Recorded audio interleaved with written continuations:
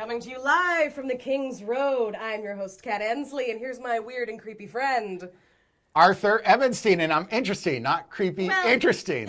Go on. I'll give it to him. So we are going into episode 3 of season 2 of Game of Thrones, and here comes our recap. Arya and Gendry are on the way up to the wall to be with to be with Jon Snow. And what happens is that Yoren is all protecting them, and then all of a sudden the Gold Cloaks show up and they kill Yoren. That sucks because I love Yoren. And then they kidnap Arya and Gendry and they take them off to Harrenhal. We'll get to Harrenhal in the next episode.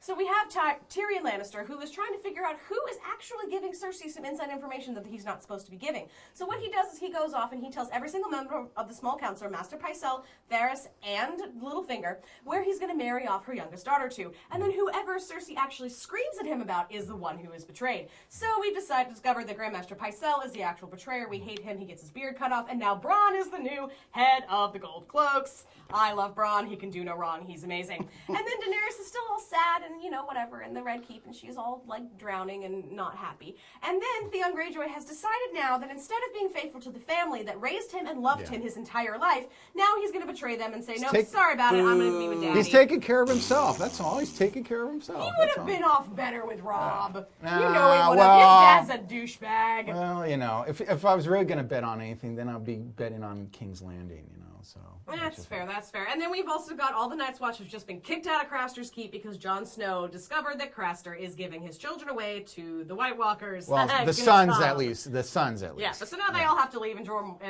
the head Mormont is all pissed off at Jon Snow because now they're all out in the cold, and it just all kind of sucks for everybody right now. So, what do you think about everybody having to get kicked out of Craster's Keep just because they discovered he's a douche? Well, that's just how, Castor is. He has to have his own rules. But I think what's more interesting is that we get to see Marjorie. And what I think about Marjorie is she's a very great high-priced call girl. Oh. That's what I think. Well, I mean, she has this hitter kind of eyes. She has a great red hair. Yeah. She's definitely you pay top price for that. Well, I mean, that's to be fair. fair, he thinks of everyone in terms of call girls. That's true. He does think everybody is a call girl. But see, even getting shot at. I think there's a difference. No, there's a difference between call girls and pavement princesses here. So she's definitely a call girl, not a pavement princess. Well, I do have to say though, I feel like almost all the women in this type of a show and in this time period kind of are the call girls because they're just getting Cersei was literally sold to Robert Baratheon to marry. She was sold. Yeah. Marjorie gets sold to Renly, and then. But I mean, granted, I love Natalie Dormer. Natalie Dormer can do no wrong. She's gorgeous. She's my huge girl crush. I think she's awesome. So tell us about these girl crushes that you have. Yeah, tell us about the dynamics of a girl crush. I don't really know how to describe the girl crushes. If anybody who's watching there can help me describe girl crushes to these men, please leave a comment below and help a sister out. But I mean, come on, ladies. Anybody out there? Is it because of Hunger Games? Is that why you have a the shaved head and the tattoos. And I also loved her when she was on The Tudors. She was playing. She was what's her face? Whatever. Another period show. Whatever. Let's move on. But anyway, she's all naked and hot, and she's trying to get Renly to have sex with her. A great call girl. So yeah, but he doesn't like the boobagенess and the stuff that we have. Well, that's where we get to be introduced to the hipster king. Because he has that great facial hair. The only thing he's missing is the glasses. If he had the glasses, he'd be the perfect hipster. Isn't it kind of creepy though that she's like, I know that you don't really want to have sex with me, so let's bring my brother in. Well, more incest. What is wrong with you, George R. R. Martin? She knows what's up. She knows how to get it up. Yeah, that's right. If I was a gay guy, I would definitely get it up for her.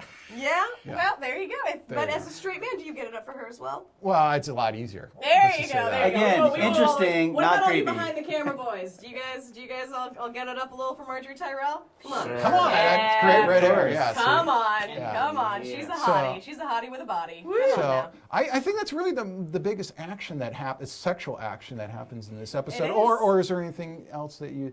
I don't. Sexually, no. I'm pretty sure Marjorie getting all naked for Renly is the biggest part of this episode. Well, thank you guys so much for joining us for our recap, and we will see you tomorrow. When I'm not praying to the old gods or the new, I'm watching Uncut City. Subscribe below.